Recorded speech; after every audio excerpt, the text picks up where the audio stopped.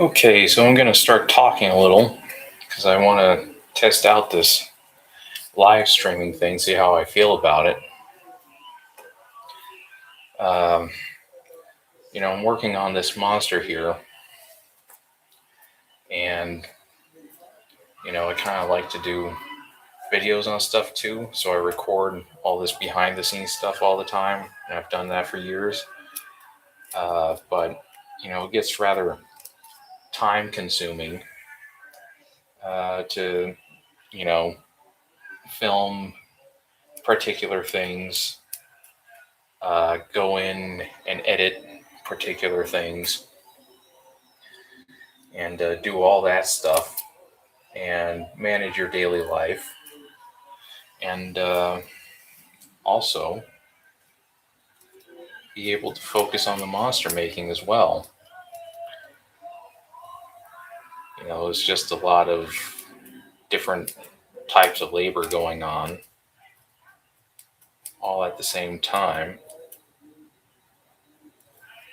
And I was kind of curious to see if maybe live streaming it would make it easier on me.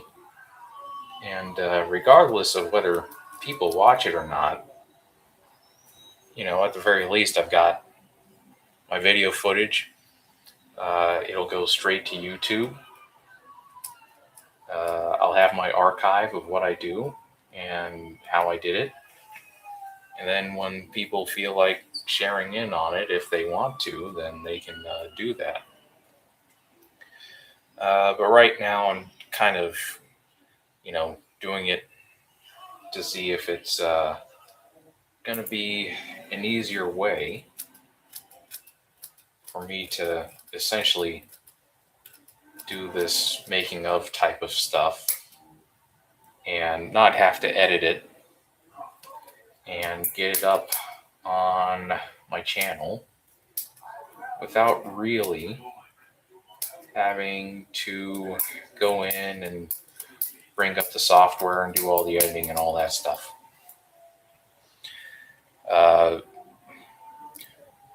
Right now I'm just using the microphone on my little camera here. I've got my Sony FX30 hooked into my computer, and it's just USB because you can use it as a webcam. And I got Google Chrome downloaded, and I set all the permissions because I am using a Mac, so I had to set all the permissions and stuff. And apparently, we're live. I'm not sure if it actually is live, but I'll find out after a certain point. But the nice thing is, I've got access to the lens right here, so I can zoom out, I can zoom in. Picture's looking really nice. It's not picture profile. It's the sort of Sony picture that happens when you don't have any picture profile selected, because apparently that's what it shoots in when you are not when you plug it in and you're doing live stuff. But either way, it's a maybe a 4K image. I don't know. It looks pretty clear to me. And I've got I'm using this Apple data transfer cord that my mom got me to hook it up to my computer because it's nice and long and very, very secure. So hopefully it'll transmit images pretty well. Of course, I'm not at the viewing end of it. I can see what's happening on the computer, but I'm not a viewer, so I don't know what it's looking like on the real internet. But now for some actual stuff on what is going on with the prop.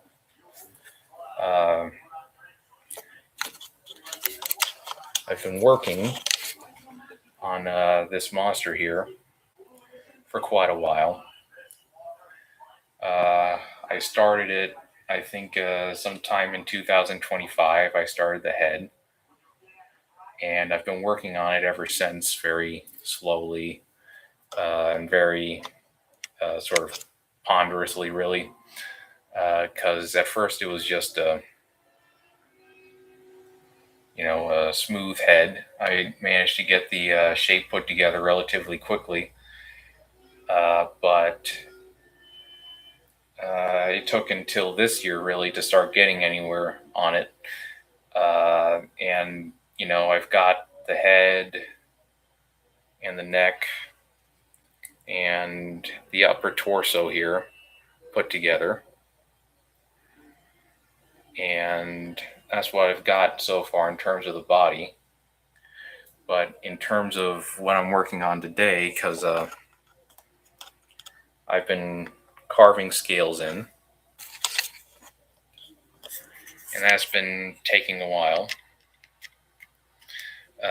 But right now, the process that I'm going through, because basically the scales I just carved in with a number 2 X-Acto hobby knife, and I did that by just marking out with a Mr. Magic marker, which is just a normal type of ink marker. Just marked out all the scales individually. And I used this to carve like that. And so you end up with all the scale details. But I decided at some point that I would kind of make the gradation of the scales a bit more smooth, a bit more sort of like a wart, I think is what it would be called. And to do that, I'm using just a mini pair of Scotch scissors. They come in big boxes that you can get off of Amazon, I think. and I'm using these and going in at an angle on all the scales to be able to create the gradation that I want. Right now, the scales that I'm cutting are kind of like tough customers because they got dried glue on them. And the thing about the glue is it's felt and foam tacky glue. The brand is Aleene's, and so it dried very crispy. It's almost like plastic, really, when it dries. So it takes it takes a little bit to get through. I think maybe it will be better with the knife, but I'm being careful with that because if all it's going to do is resist the knife in the end, then I don't really want to go that route. But right now is like slower progress than I would perhaps enjoy because I have to break through that more hard material.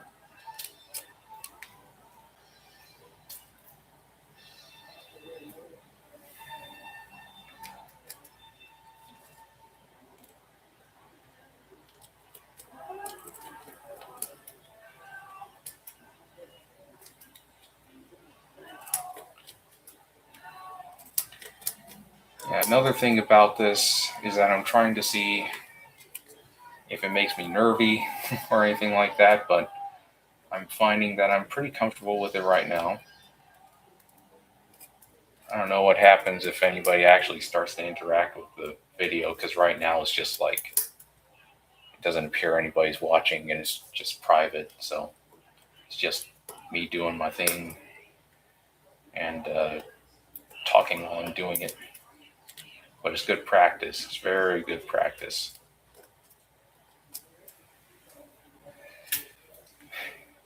And I'm thinking I might, in a minute, pull out one of my filming microphones and put that on me and test that because I think I might want something a little better in terms of audio quality than just the built-in microphone. But I'm gonna watch this after I'm done so I can see what's going on with that. And I should add that if somebody does end up watching this at what probably is a very late hour for a lot of people, that I don't intend on going too long today because I need to make sure I get my rest for the weekday.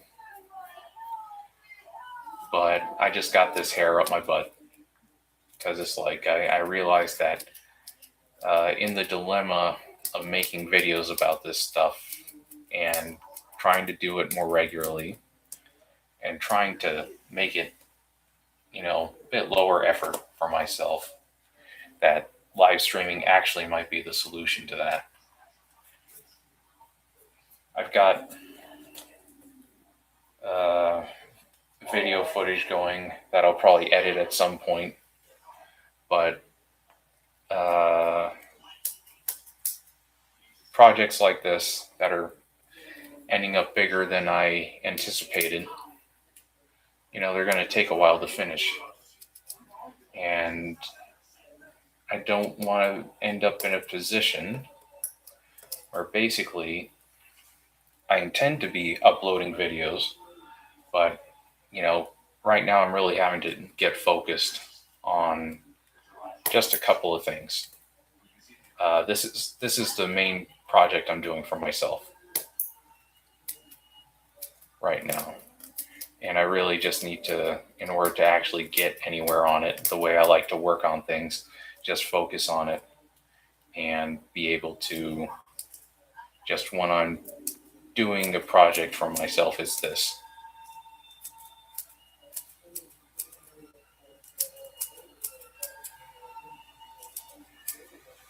But off of that subject and on to what's actually going on with the monster work here. is that basically I'm putting the scissors at what I hope are the most natural angles possible to put this sort of gradated curve in the scales versus just having them be so very flat, which is, when you look at a lot of animals with those types of scales, which are mostly, reptilian, that's pretty realistic, just to have like the flat edges. But I don't think it's on this particular monster. It ended up being the most attractive and or the most striking. So that's why I ended up going in and putting this gradation in it.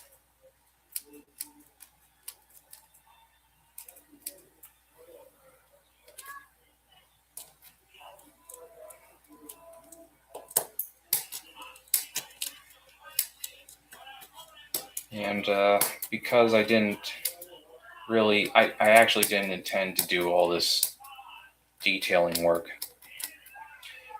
Just ended up that way because the tools became available to be able to do it. And I found out about the tools through chance because one of my Christmas gifts last year from my mother and father was the Blu-ray of all the Godzilla Fest films that we got from the Godzilla store, or at least I think it was from the Godzilla store. We might have bought it off of Amazon Japan, but one way or another, I got that, and therefore I was able to watch the special features in nice, crispy HD clarity, and be able to pause on things and zoom in and stuff like that. And it just so happened that one of the monster makers was using one of those Exacto hobby knives to cut the foam and stuff with, and he was really, speeding along with it. So when I saw that, I wondered, it's like, can people who just do this stuff for, their hobbies and stuff, buy something like that and be able to use it because it really seemed like it would be majorly helpful for what I do. Because I've been looking for a tool like that for years and not I was never able to find it, anything like that. So I looked up. I think it was just Exacto knife to cut foam or something like that. It was very literal terminology I put into Google search, and the hobby knives popped up. And I pretty quickly on Amazon found the hobby knife that I would need to be able to cut the materials that I typically cut, which are foams and fabrics and stuff like that. So my dad has a Prime account, my mom has a Prime account. So I got my dad to buy it for me, and I reimbursed the money to him. And later on, I got the hobby knife blade replacements.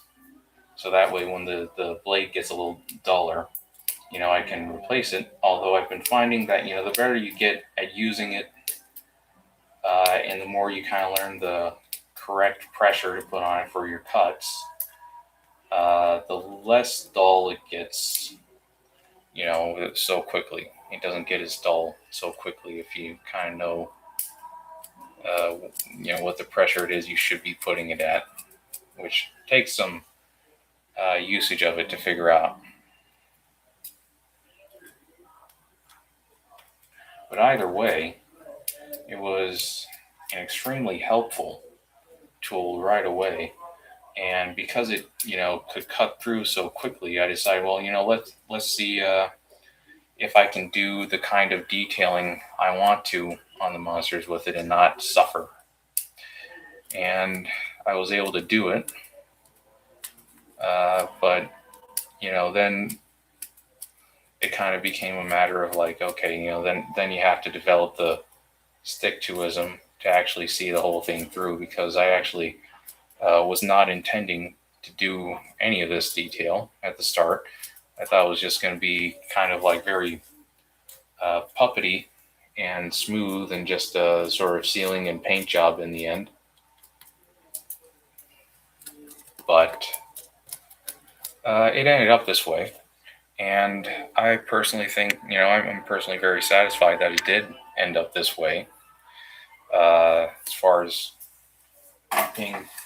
being more detailed and stuff like that, because it's really been encouraging to actually keep doing it and keep discovering new things,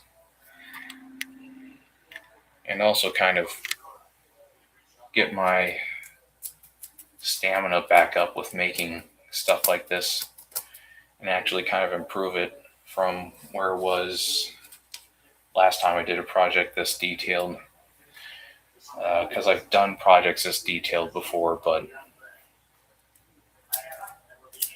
my stamina really was not there in terms of my mental stamina, and therefore it translates to your physique, and that sort of stress and fatigue you'll experience when your mental capacities are not quite there. So basically, this has been a good project to develop that with. So that way I can actually be where I either want to be or need to be with my mentality, and therefore my body cannot suffer so much on a daily basis as a result, which makes it much easier to kind of get through the days. It is very much a situation of having to develop some sort of Zen-like mentality to be able to do it, because I honestly wouldn't be doing this right now if I hadn't gotten through quite a few things, because there have been actually many times over the past 7 to 8 months working on this where I really kind of would rather have quit it.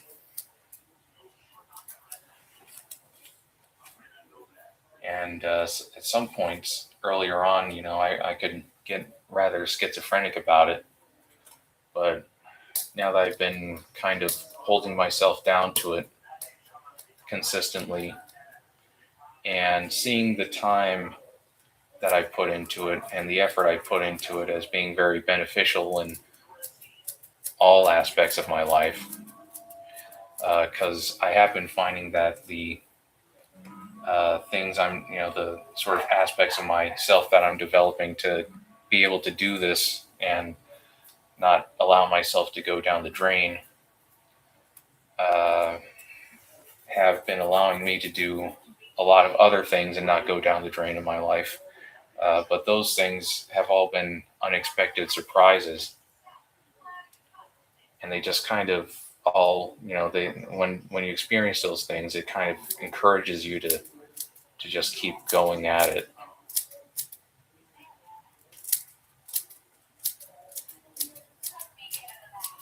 But the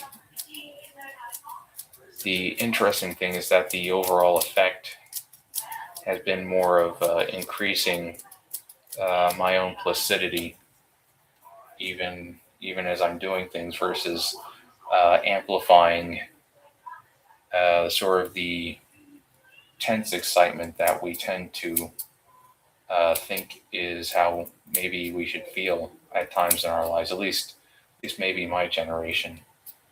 I think when you look at some things that go on with the younger kids like Gen Z and Gen Alpha, I think they're going kind of the opposite way, where they kind of want to be more relaxed,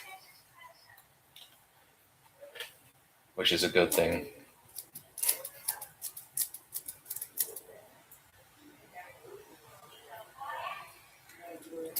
But back to sort of more of the aspects of what is actually going on here. So hopefully, if anybody ever watches this, hopefully you're getting an idea of sort of how the scissors are going across, and I think I'm going to do some section of this a little more zoomed in. I'm going to try to get the best angle I can. There's only so much I can do at the moment because of where I'm situated.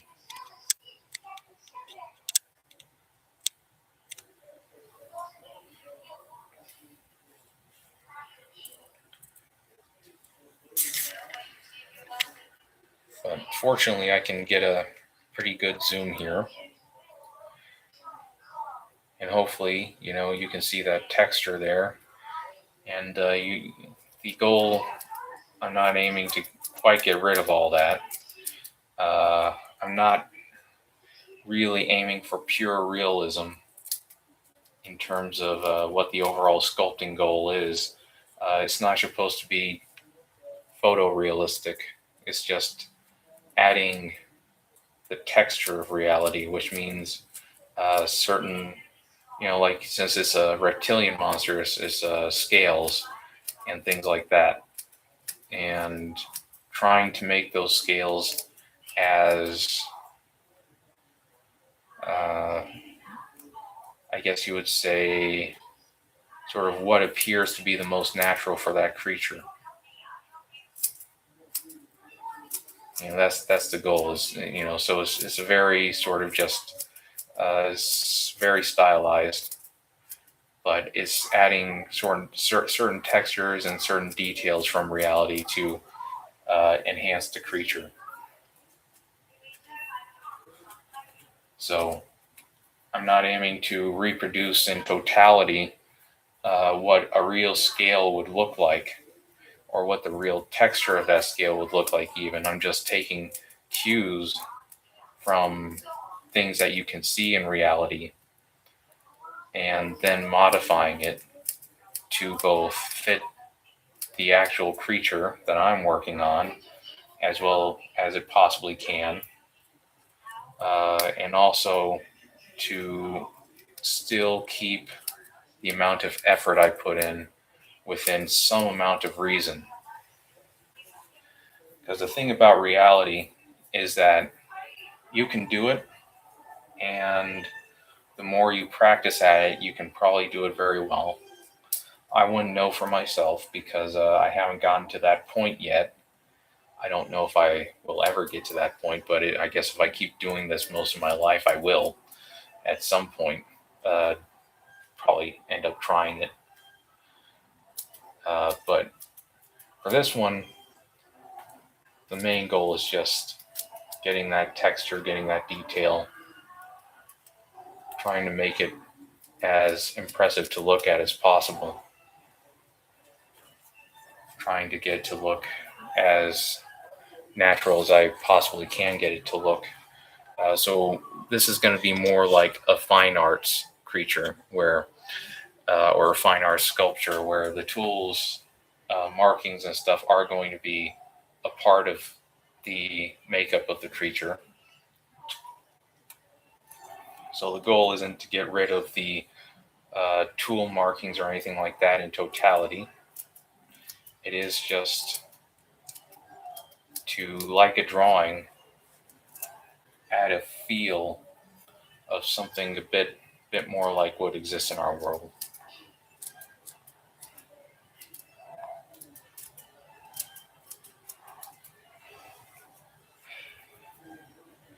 I got to go to the Harryhausen exhibit with my father before last Christmas, and I took a lot of the inspiration for the detailing from Harryhausen scales because when I would be watching them with my dad, I always looked at them and I thought they were quite, uh, they're like there was just billions upon billions of scales and details, and that they're very uh, intricate. And the fact of the matter of the fact is that his puppets are very intricate, just in terms of like how we think of detail in the modern theatrical sense.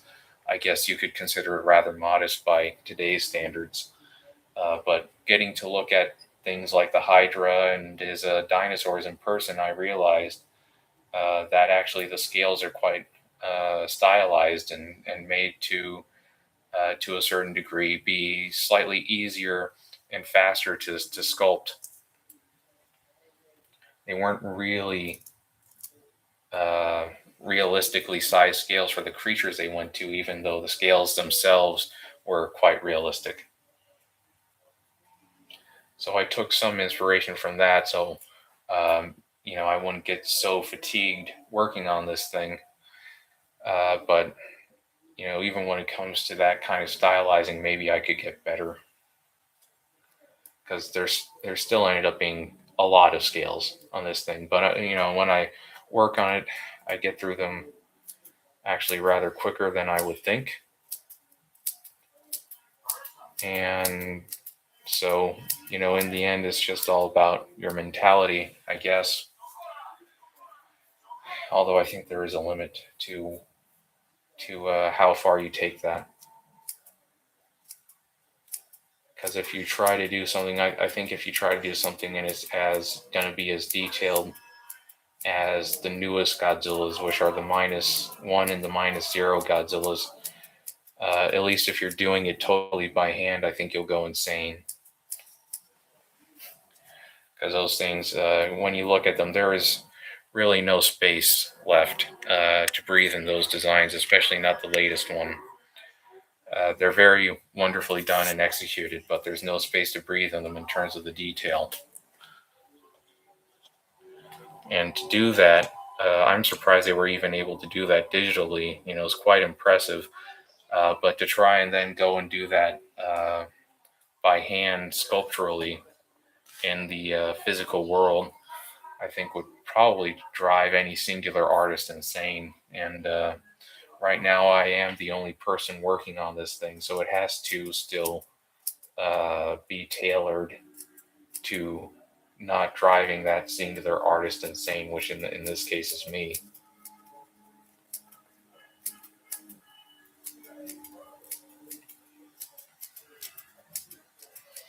So it's all a mixture. What it's been for me is just a mixture of trying to make something that looks as good as I want it to, and knowing that it's not, the aim is not to be realistic, and at the same time, it's not to be the most detailed thing ever.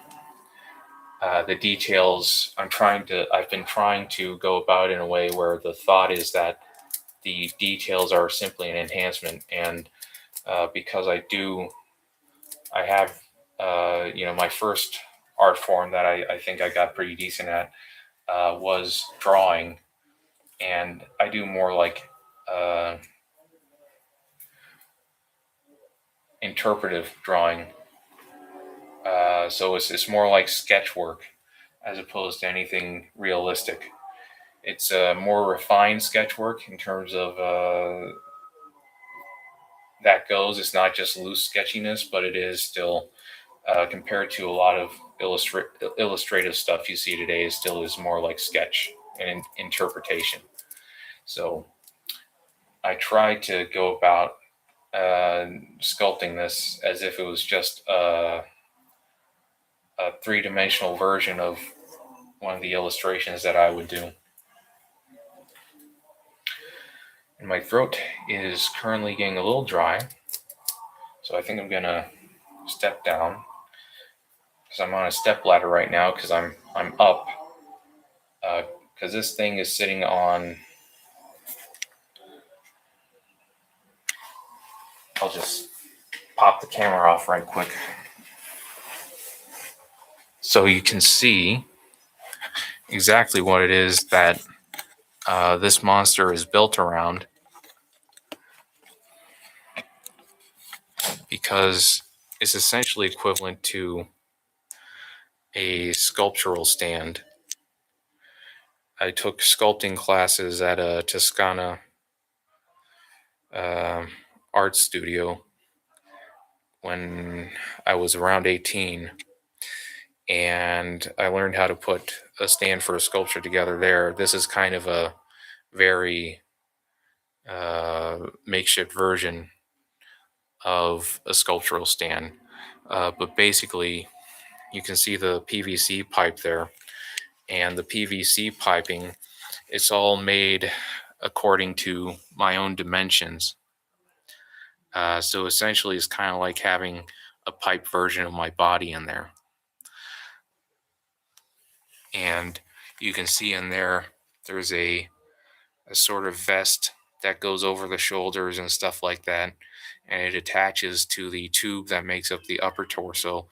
And I'm hoping that will keep the costume in place on my shoulders.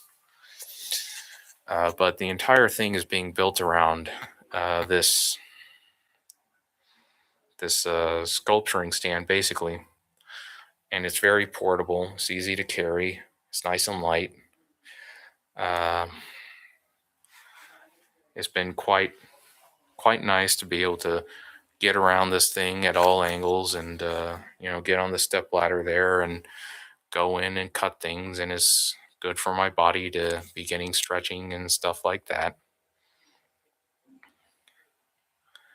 I think this is the right side of the costume, and you can see that so far this is the most polished side, because I think I pretty much have gotten most, if not all, the scales on this side whittled down to the more natural state that I want them. And I've also started putting this texture in them, which I'll get to how I did that maybe in another stream. But you can see that once it's all smoothed out and stuff, it's looks quite nice, basically.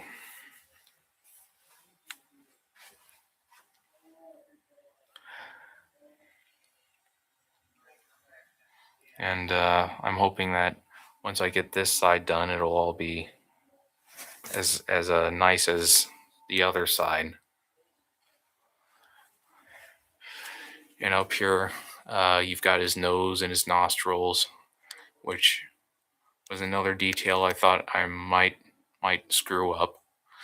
But I ended up being able to put the nostril details in there well, and hopefully the paint will enhance it once it gets to the painting stage. But that's not going to be for a while.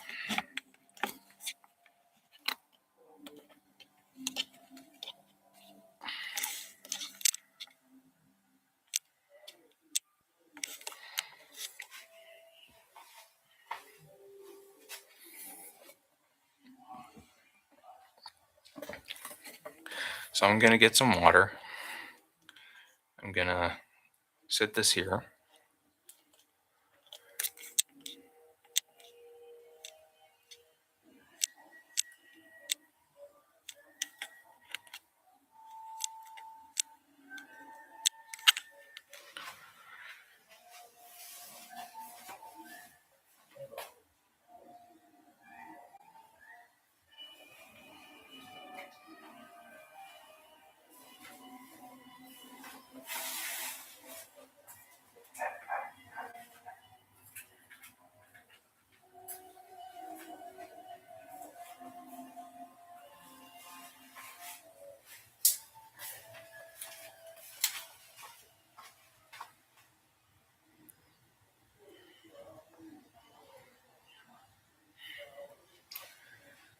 But I'm going to have to see what the end result of all this is. But currently, I would say that overdoing pre-recorded and pre-edited videos for this process, so far I'm finding the process of doing the streaming more satisfactory.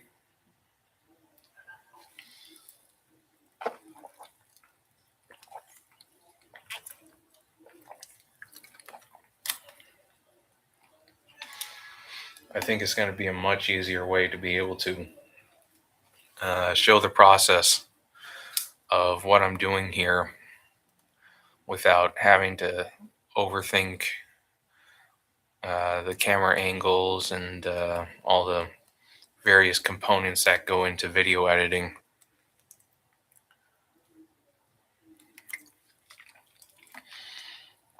And I think it'll also be a more complete record of whatever it is I'm working on when I start streaming. Because my issue with edited videos has always been that, you can't get everything in there. I think you can get a certain amount of what you need in there. But it's not quite the same as seeing the process happen. And then also, what you don't get from edited videos is the sort of time frame that all this stuff takes place in. You'll never get an accurate depiction of exactly how long one scale will take to whittle down to the point where the artist is satisfied. You won't get how long it takes to put any singular part together, as long as it's being edited to be consumed in a way which is sort of a summary version of what has happened. So, especially because, I did rename this channel to Atelier Samurai a while ago, and I've been struggling with, how exactly do you put the Atelier part in there? And I think this is pretty much it, because my mom tells me that ateliers, in Europe, basically it's in pretty silent. You just watch the person in charge of the atelier doing whatever it is that the atelier is about. I'm not being very silent right now, but that's because you probably will not get in entirety what you're supposed to be getting out of it if I don't talk. But it's possible that some of them I just will be completely silent, or I'll keep talking because it might be important to start using my voice more in terms of stretching the muscle, at least with something like I like this.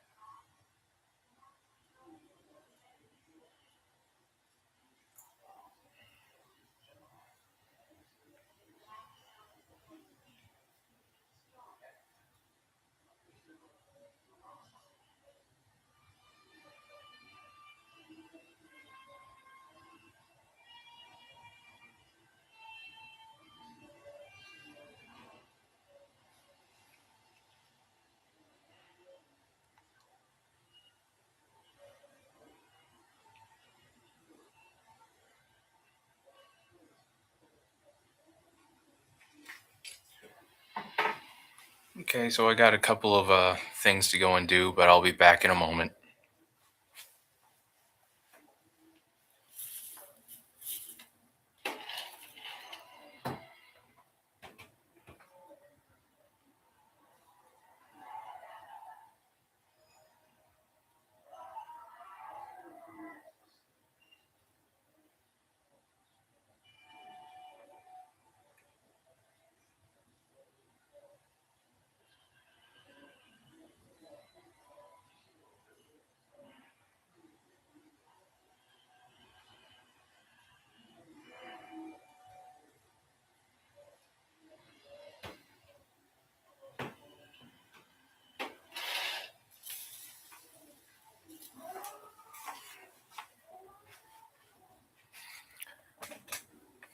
Okay, so gonna be going a little bit longer.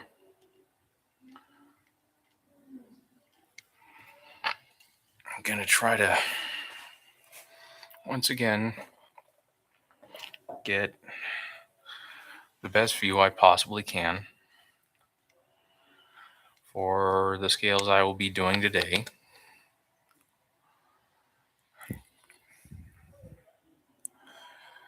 Okay, so I think I'll probably stick to around this area.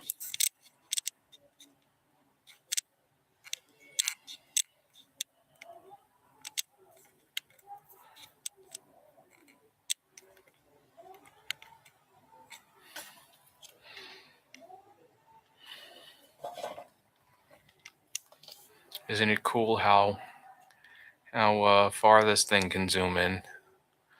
This is the lens I'm using right now is the uh, 18 through 105 power zoom lens from Sony, which I got when I got the camera. I got it in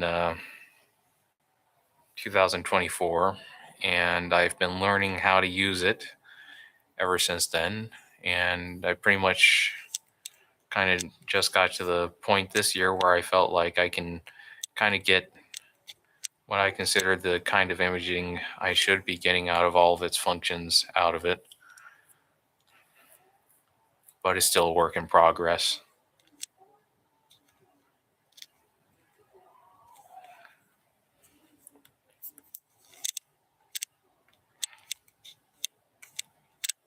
And currently I am controlling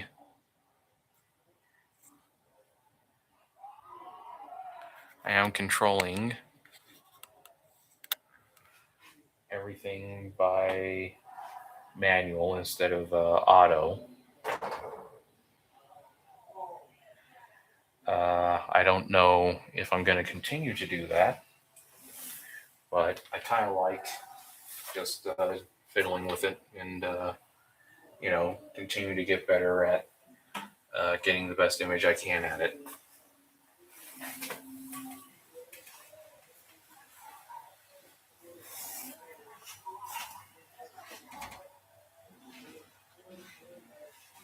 So today I'll probably just be going until maybe 6:50 or 7 o'clock because I got to take care of myself at a certain point.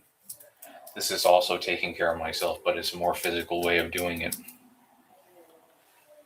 Whereas the other way I'm talking about is more like the rest way of taking care of oneself.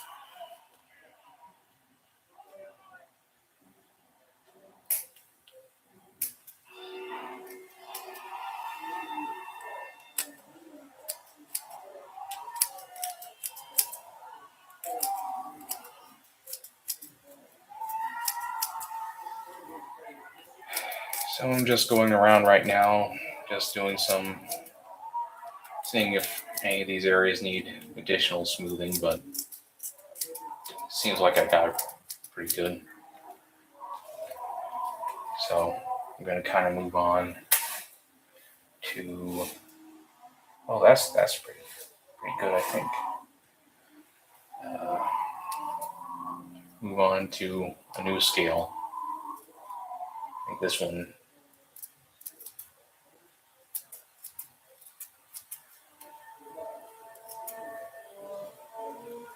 And this would be a little easier if I had thought to, well, I thought to do all this when the head was still a separate piece, but at that point, I was still a little overwhelmed just getting all the scales drawn in with the X-Acto knife.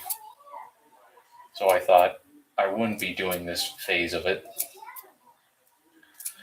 But then I ended up doing it a couple of weeks ago. And now I am continuing it. And I'm glad I did because it's actually a very pleasant process, very calming process.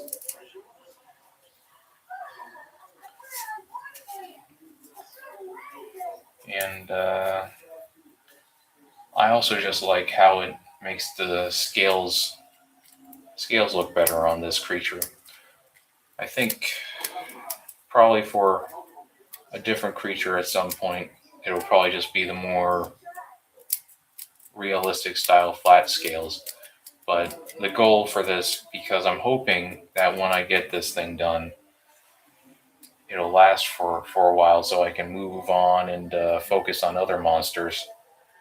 I really want it to be something that I will look at for several years and feel like I didn't just immediately outgrow it or outdo it with anything else that I start doing that will hopefully be co-starring in whatever films I'll be doing at after it's done. Because that's kind of the issue with when you do stuff and you do it consistently, even if that consistency is you just maybe every other year you're doing it or something like that, or maybe every 3 years.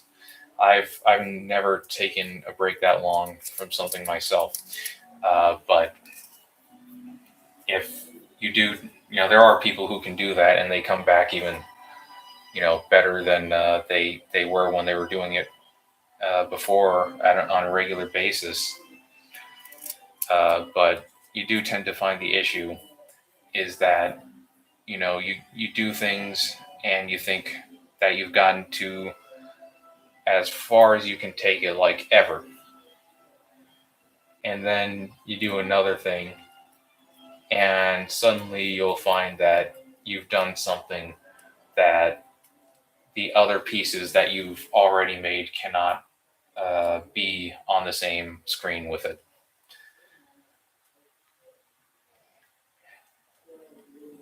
And what I'm hoping is that just by putting as much effort into this as I can, that when I get to the co-starring monsters, they'll all hold up fairly well together because it will all just be the same process and same level of detail in put into each prop. Because I won't be aiming for any higher level of detail than what I'm doing for this because it is kind of uh, maxing the thing out. It'll probably be a more what I'll be aiming for after this is just refining the whole process of doing it. But I'm not going to be aiming for going any more extreme than this. It's just going to be refining the process.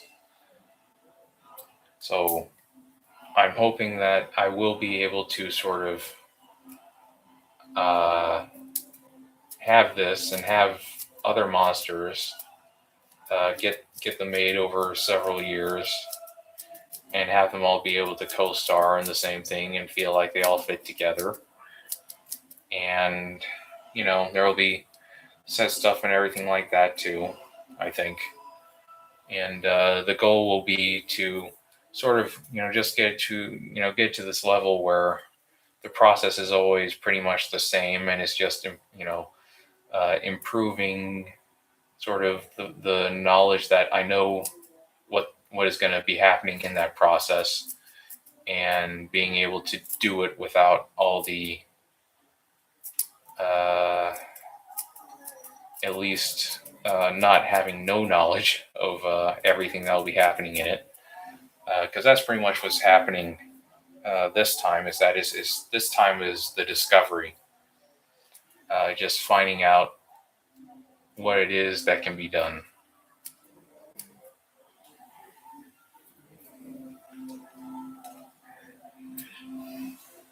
And I'm sure because the other monsters will be different skin textures and stuff like that. There's always a process of discovery to be had. It's just the basic steps to that you want to follow for yourself that you will know, which on its own helps because if you can kind of lay that out, then you kind of know a certain map of where you're going. But in the end, I think it all probably kind of ends up being the same, where it's all just going to be discovery and going somewhere you didn't think you were, and hopefully it all ends up, looking good in the end.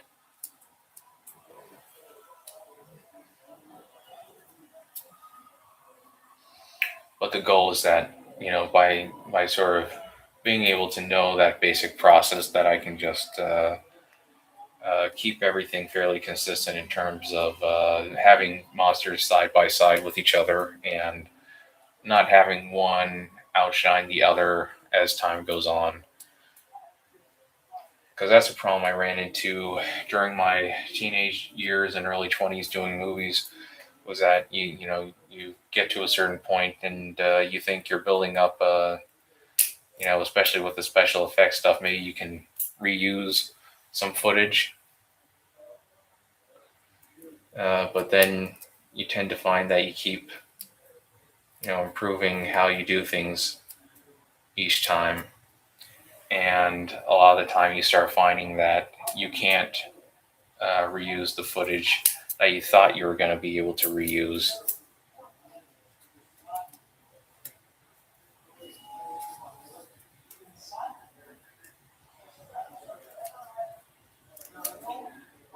When I did the third Gamion film, All Monsters Counterattack Directive, it got a little better, because I was able to reuse some of that footage for certain things, like Mecha Death Booter in front of the blue screen. I reused that in Goodbye Spoopiter just because I was very bombarded and doing that shoot very quickly, and therefore I needed to be able to just go in and reuse some footage and put a different background on it. And fortunately, the process had not gone so far past what I had done on Gamion, that the old footage I had shot for that movie worked pretty well for Goodbye Spoopiter.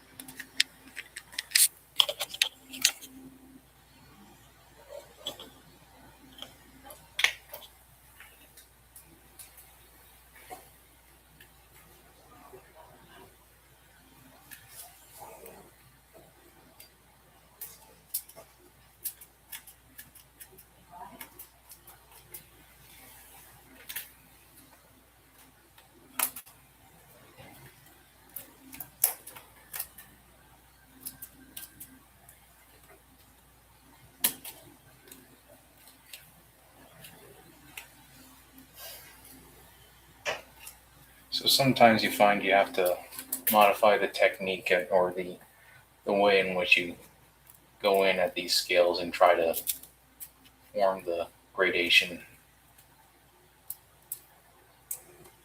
Like now I'm having to kind of go in the sideways fashion versus the vertical fashion that I had the scissors at before.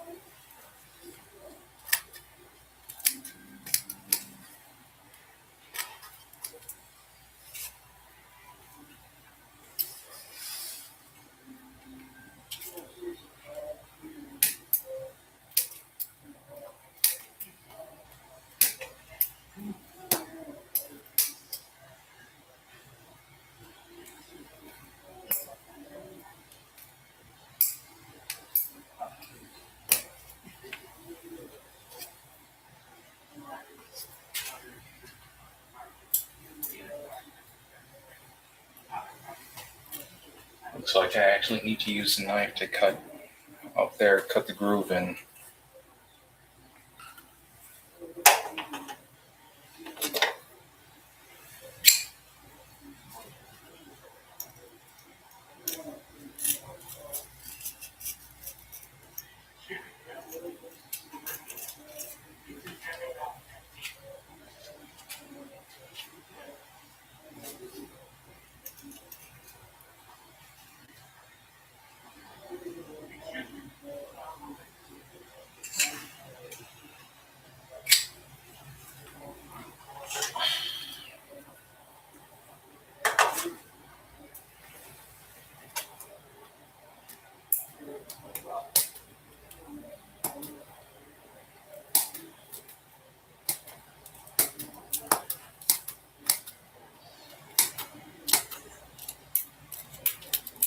This is one of those areas where the glue is, so it's taking a little bit more to chop it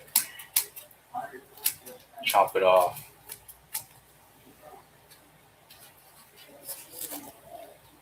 I think it's turning out okay though, hopefully.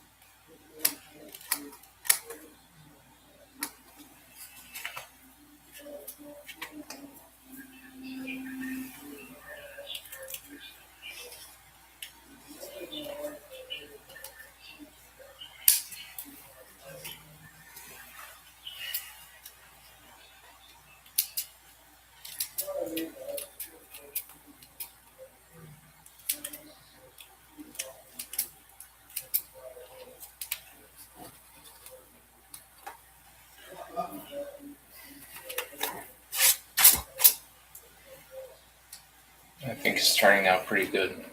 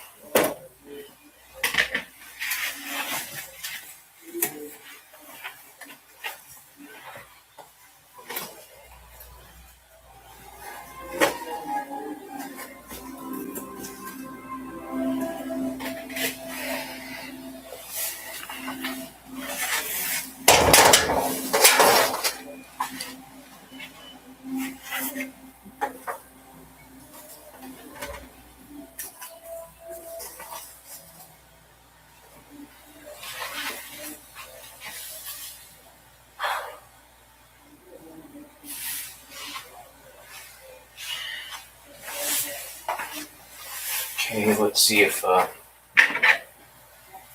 can get the scale a bit easier from this angle here on the floor.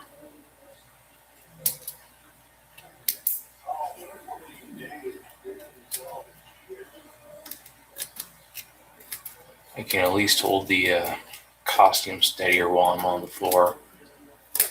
I can. Oh, you can't see it though. The focus is going out.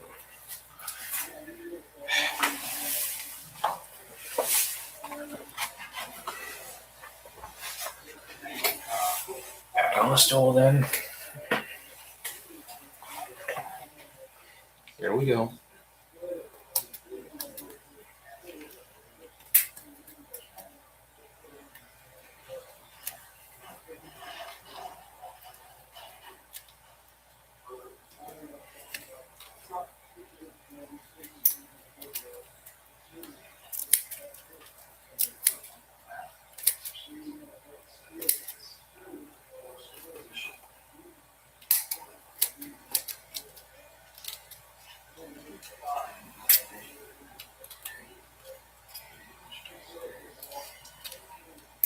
This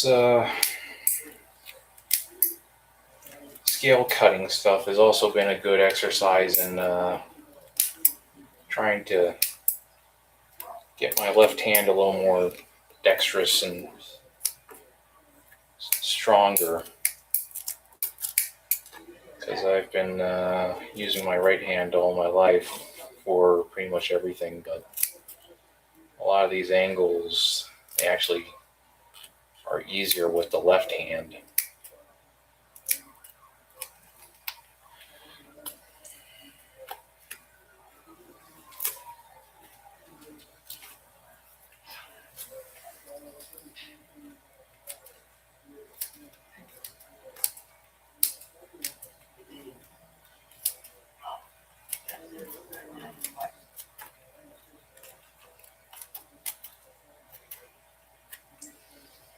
It's another kind of hard zone there. Got glue on it.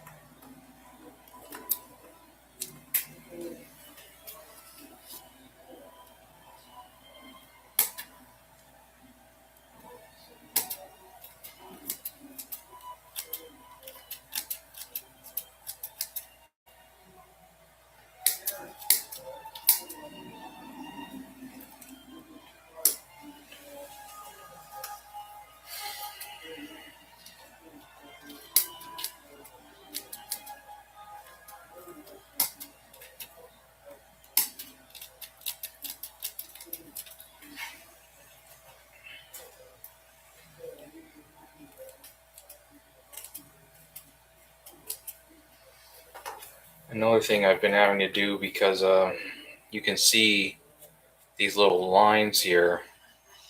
These are seam lines where pieces of the 1-inch foam meet with each other, and that's where the They're glued together essentially. The thing with that is sometimes I've been having to go in and use the scissors to actually even even the scale out and get rid of those. But I think some of them here I might just leave the way they are, although there are some indents in there. So if I follow carefully the indentation, the curvature of it, I think I can remove it without causing damage to the structure of the scale.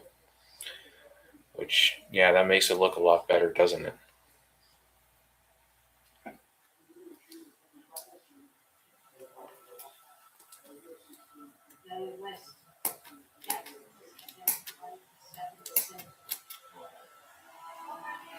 So, that's why you really do have to kind of get yourself a bit calmer while you're working on stuff like this, which used to be sort of, I think, at a certain point in human history, kind of the norm. You kind of knew what you were getting into.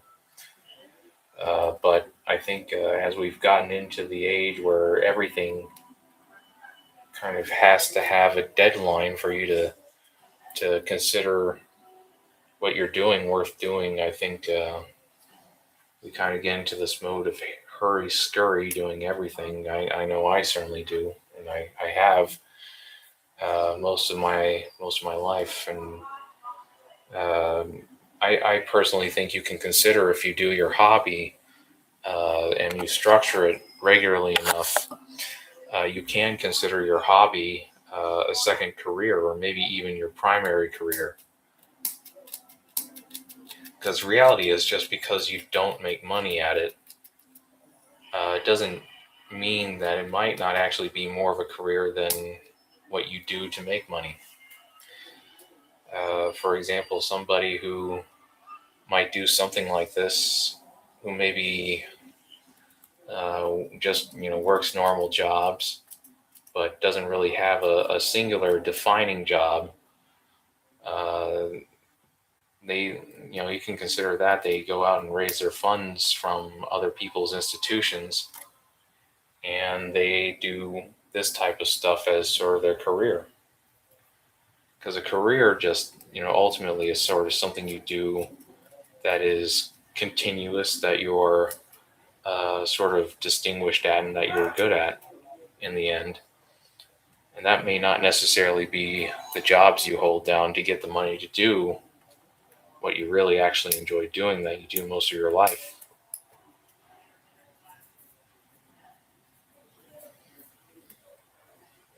But, even still, we tend to make these things as harried and as stressful as what we do to get the funds for the thing.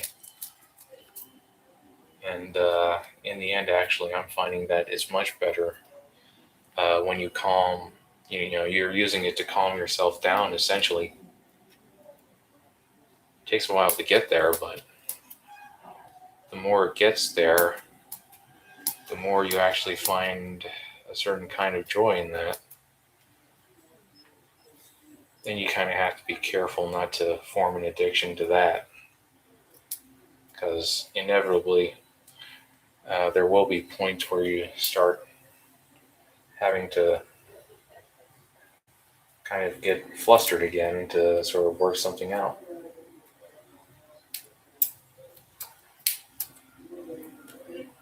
So in the end, it's just about learning to enjoy each part of what you're doing.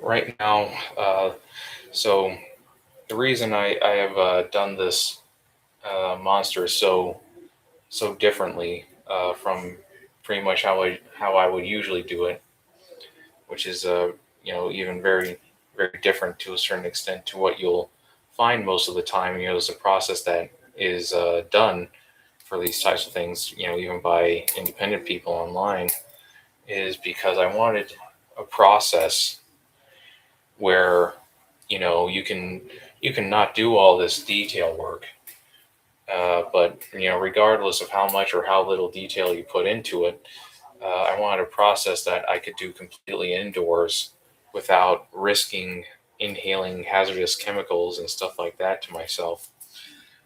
For the last costume I actually completed, I was using things like contact cement and other harsh chemicals like latex and stuff. But in the intervening times between then and now, uh, I slowly found materials that can work to put something like this together that actually are able to be used indoors without risk of, causing yourself lung or breathing issues, and also not smell up your house.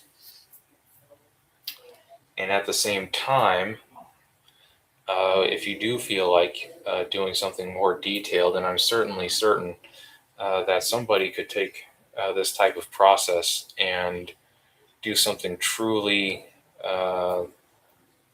much more mind blowing than what I'm doing. Uh, it's like but one way or the other, it is so that way. Uh, the work is not as difficult because since I have found a way to be able to do pretty much the entire process indoors now, I can have my comfort temperature basically going, instead of, because I live in the desert areas of the United States, and it's mostly just very hot a lot of the year, most of the time, or a lot of the time, or at least since I've lived here in the last 10 years or so. And there just came a point where I was tired of having to fight the heat and try to do all this sculpting and manufacturing at the same time, and being able to be comfortable while I'm doing this actually encourages trying to go through the process of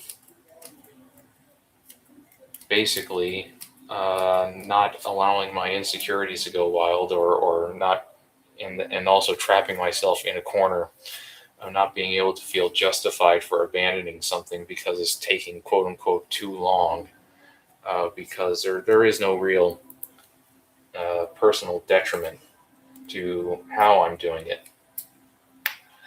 So now I get to focus entirely on just seeing if I like what I'm doing, and trying to see, how far do I want to take it?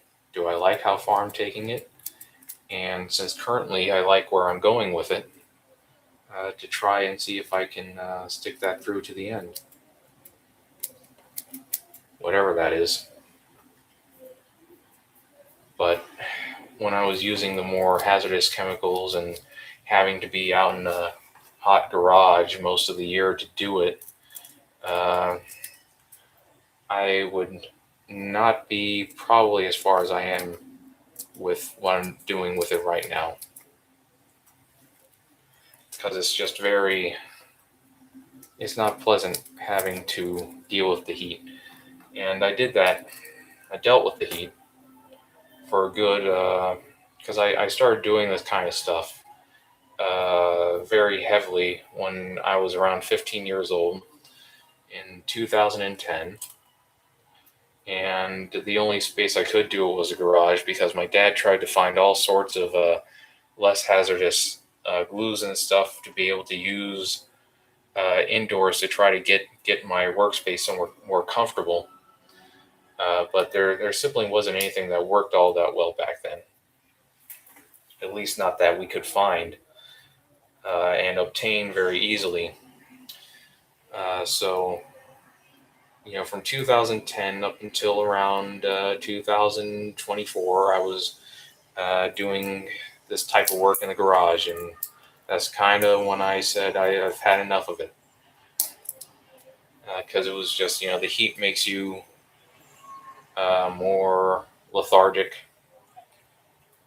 The materials, you're sniffing in all the fumes and stuff, even when you put masks on and everything like that. And is this the taste of the chemical remains in your mouth for hours to come. And I got to a certain point where I felt like, okay, this really isn't worth it. So I decided at that point to just stop and take some time to look into different materials.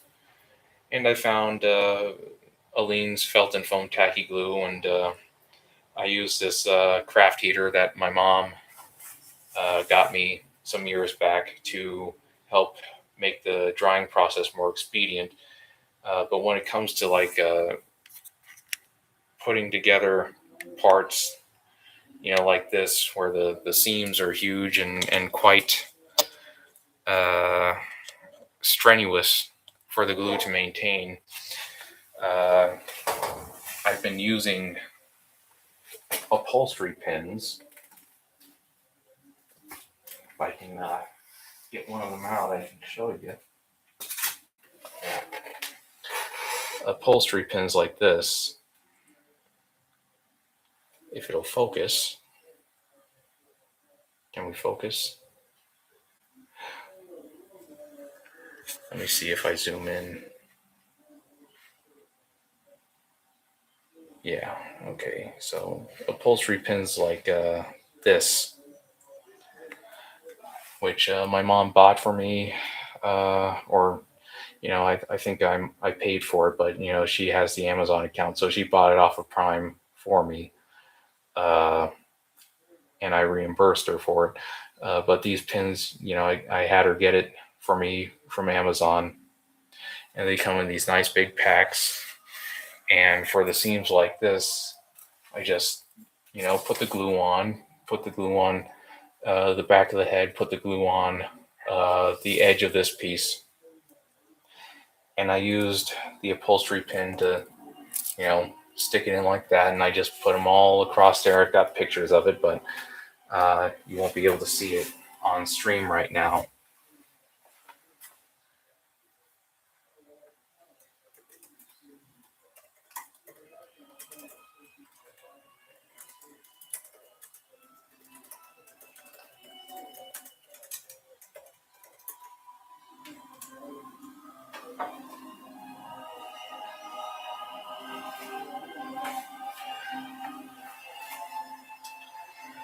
Yeah, so this monster hopefully is going to be the next version of the Gamion monster, but it's going to be pretty much the next generation version of it. So story about that actually, because when I started doing Gamion, it was actually 2012, and because of that, it was the year of the dragon in terms of the Chinese zodiac, and I didn't completely know what kind of creature I was going to make it. So I decided at that point, because it was the year of the dragon, uh, and it was inspired by Yongari, which Yong just is Korean for dragon. I decided to try to make it sort of a more traditional. At the time, it was supposed to be an Asian type dragon. But it turns out when I got to making the head of it, especially, that I was not very capable of being able to actually pull that off. It didn't help that all I had access to at that time was spray glue. So it was a very imprecise process of putting all these things together. So skill level combined with the materials I had access to led me to design the head the way that I did. And so it ended up being more of I based the shape actually off of a rabbit's head. Um, and so it was kind of based off of a rabbit head. And in the end, because it's kind of, more reptilian, it kind of ended up resembling a shark a little bit too. There's elements of a snake. There's some more cat-like elements that ended up in there, but the basic shape was off of a rabbit, and that's how the first Gamyong ended up being what it was. But this time, going in, when I started this head, it was 2024, which was 12 years after, which again was Year of the Dragon, and because I had enough experience with sort of the process I wanted to use for it, I knew that I would be able to do more precise work and more build-up work. So I decided to kind of go for that more traditional dragon-like appearance, and I can probably pull the camera out so that way the overall shape of the head is more visible. The horns are being covered by foam currently, but you can see the horns back there. They're not, in terms of the details that are carved in them, it's not fully sculpted yet, but it'll get there over time. But you can see the horns, and you can see from the front, it is more of a traditional dragon-like image, because basically it's kind of dinosaurian plus mammalian elements that go together to make something like that. And although in the end, when I started putting this thing together a bit more heavily, I kind of realized overall the face is quite horse-like to a certain extent. But you can see lots of different animal elements in there. But the patterns that I made the head out of originally, I was going to make a crocodilian type creature, and you can see elements of that in there too, which again is a sort of more of the dragon-like image. But it's been a fairly haphazard design process. There is a basic design that I did, but I wasn't actually looking at that when I started it. It just all kind of ended up coming together a certain way. And because I liked it, I just kept going with it. Sometimes you can kind of feel when you've got something you'll like. And from there, it was just a matter of sticking with it to the point where I realized, yeah, this is really kind of what I want to be working on.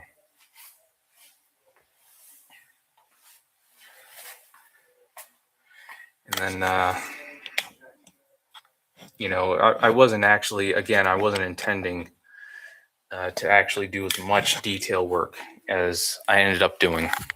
So that's why the fangs are the more kind of, I guess you could call them shark-like type teeth, except a bit reversed, whereas sharks have the sort of they flatter type teeth, but they kind of face frontwards. But these are kind of a combination thing, whereas they're kind of flat, but they bend in the way we typically think of land animal fangs and stuff like that.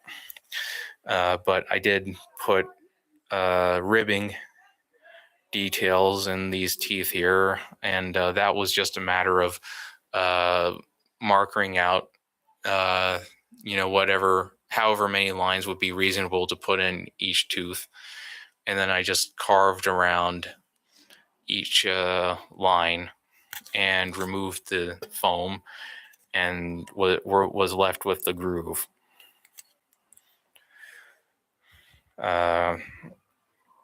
Currently, not all of the teeth have been gradated. I have to grade date them with the scissors, but I think that'll be a quicker process. But hopefully, I'll be able to stream that too. Over here, we have some fully textured scales, and I textured them by taking these tweezers, and I just kind of pulled at them rather randomly until I got the amount of texture in there that I wanted, which is kind of something I stole a little bit from Atomic Stick Figure. Uh, that guy uses tweezers all the time, Jacob Baker.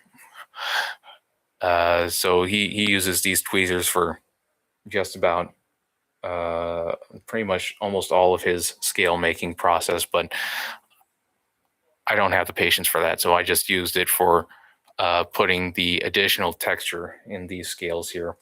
And the basic form was done by markering out the scales, cutting into the with the X-Acto knife, removing the foam part to make the grooves, and then the gradation, as you're seeing here, was done with scissors. Then we've got these, they're called dragon scales, but they actually come from things like lizards and snakes and stuff like that, which we have in abundance here in the desert. And I've been lucky enough to get actual photos up close of them to sort of form it off, but it's not realistic in totality. You can see that if I take it behind the scales, for the ones that are more refined, there's some of that basic shape to them, the sort of up and down kind of curvature of the scales you'll find on lizards and snakes, but it's not completely true to life. And the reason for that is because I'm not quite at that skill level yet. And also, it would be more difficult to reproduce. So it's a somewhat fictionalized version of lizard and snake scales. Because the way that is easier for me to produce these, which is to have a 1-inch piece, split them in half with a bread knife, and then I add the curvature in with the scissors. It just makes it quicker to do. And I think at the moment, I just don't have the skill to do it completely realistically, but I'm not sure I want to do it right now either. But when you bring it over here, I think it's all going together pretty well. This is another area where I kind of have also been working on giving myself flexibility with, because I'm not working with any solidified design. There is a lot of trial and error design work happening as I'm working on it.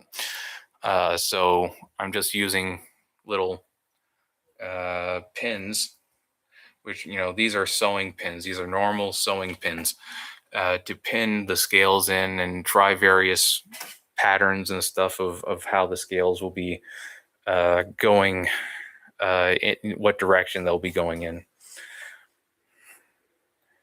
So that way I can kind of experiment and not have to commit to anything until I decide I want to commit to it.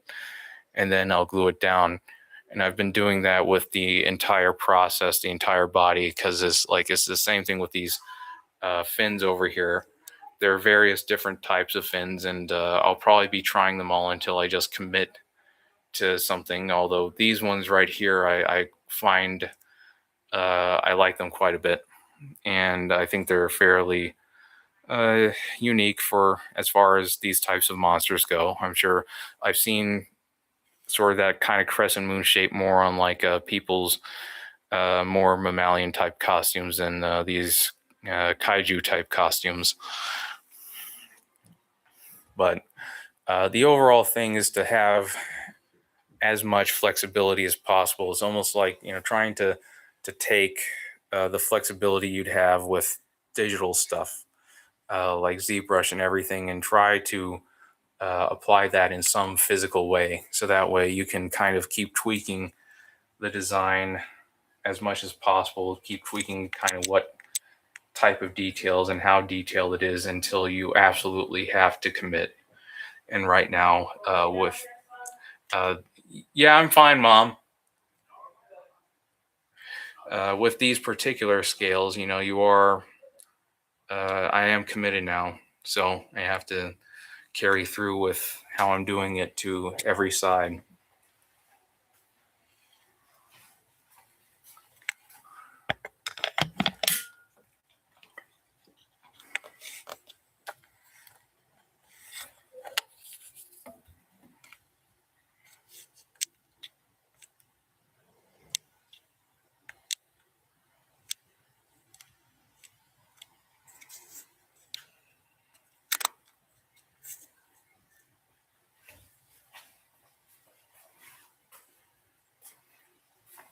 get some more water in me right quick because the throat's drying up, and it is about time for me to stop and settle down for the night. So I'll be going just a tad bit longer, and probably once it gets to 7:30, I'll probably be stopping here.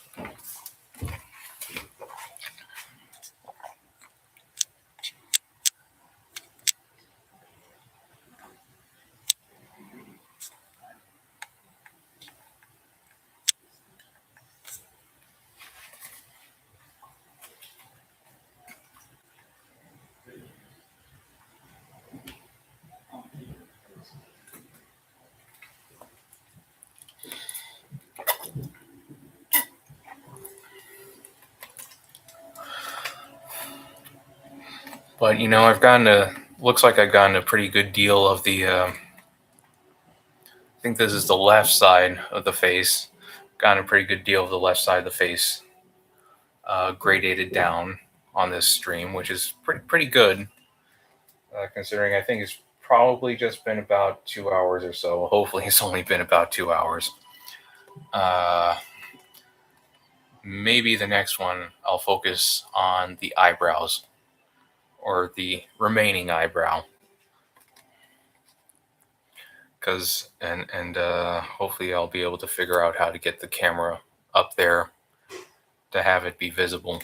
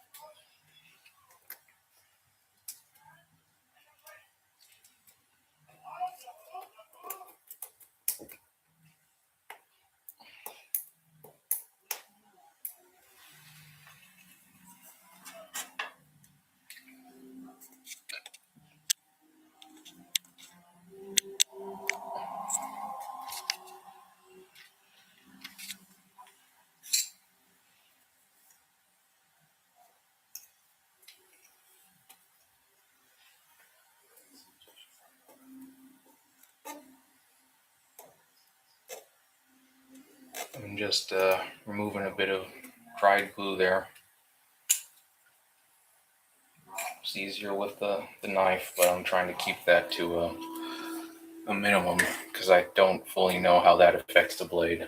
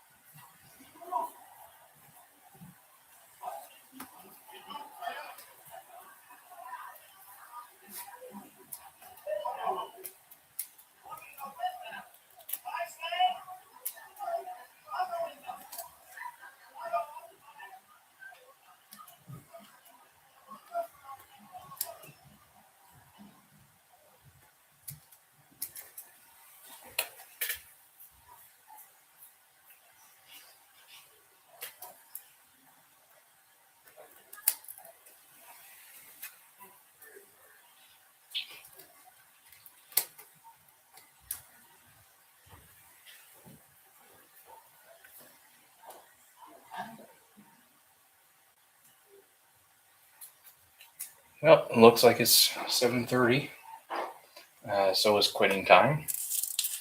And for anybody who might have dropped by the stream, I hope you got something out of it. I certainly got something out of it myself. So this is signing off.